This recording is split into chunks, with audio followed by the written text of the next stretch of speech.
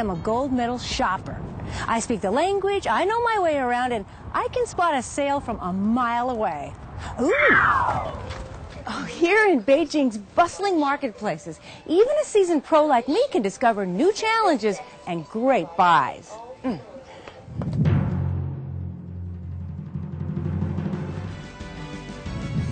In this episode, see why Beijing's Old Pipe Street attracts non-smokers from all over the world.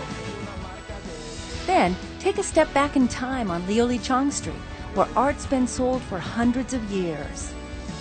And sharpen your bargaining skills at Yashou, where you can score a big load of goodies even if your budget is tiny. Finally, high fashion shopping. The gold that's flashed here is not Olympic, it's plastic. All coming up on Beijing Are You Ready? The sport of shopping. Not necessarily an Olympic sport, but you still come away with prizes. Sometimes it's about the things you buy. Sometimes it's about the shopping experience itself. Beijing's Old Pipe Street delivers on both.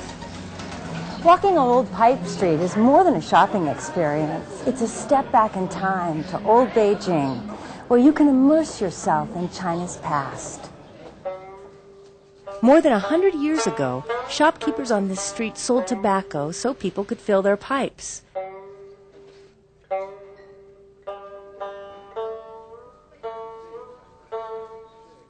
Locals thought it was fitting, since to them, the street itself looked like a pipe. Imagine the West End as the tip of the pipe, where you inhale.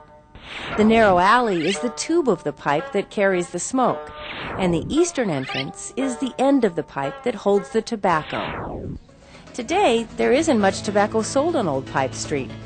What you'll find are shops selling unique items, many you can't get anywhere else. Why? Because much of it is made here, on site by artists who are also the shopkeepers. Xingmu Shougong is a great example. Artists make books filled with blank paper. Some of the covers are hand-painted, and they're all bound by hand. Today, the shopkeepers are making unique clocks.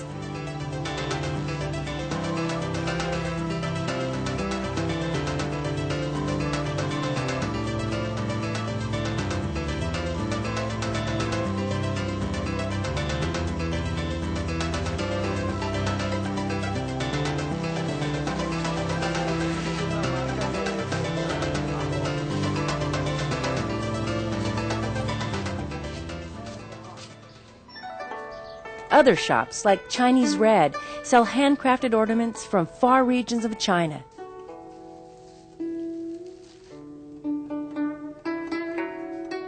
And paintings by local artists. When the shopkeeper has idle time, she practices the Chinese art of paper cutting.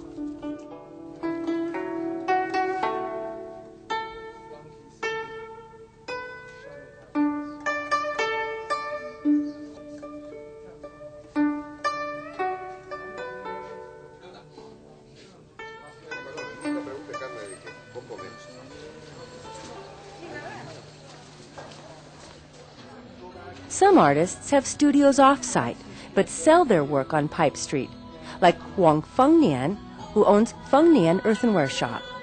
Just like many others in Beijing, he's caught the Olympic fever. How long have you had this shop?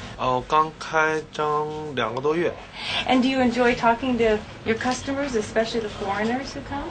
就我自己的作品拿到北京来做一个窗口，让全世界的人都能看到它，喜欢它。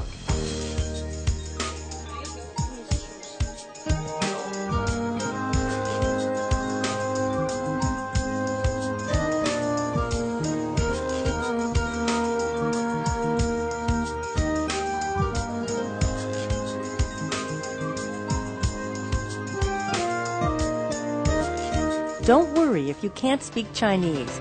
Most Beijing merchants have another way of communicating, the calculator. They punch in a starting price and show it to you. You negotiate by punching in your own number. Money truly is the international language.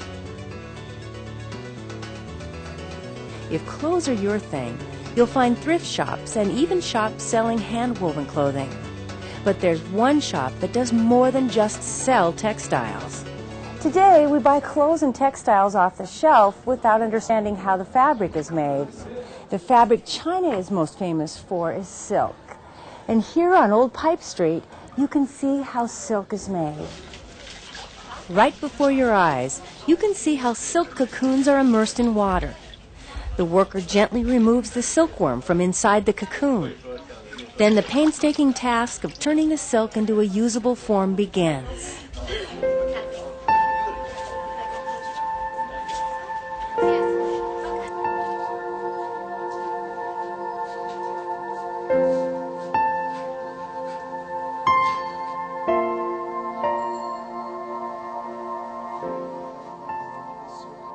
The stretched silk is hung up to dry. Once it's done, it's stretched out.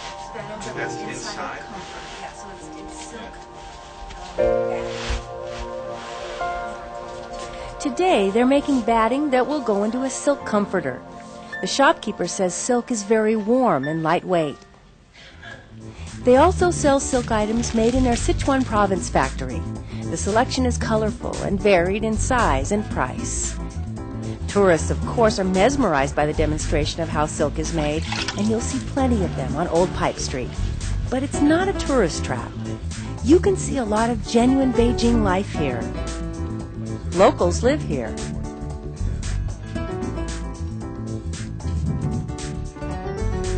Locals shop here, and so many locals pass through here that the bicycle bells never stop ringing.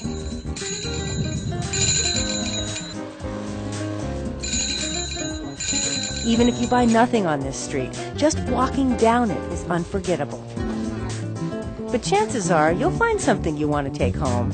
The hardest part of shopping on Old Pipe Street is deciding what to buy.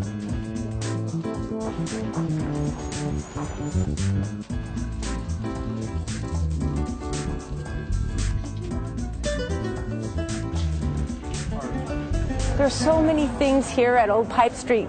It's hard to decide which one to get, but I think I narrowed it down to 5. This is a diary that I bought for my daughter. It's at a shop where they actually make these.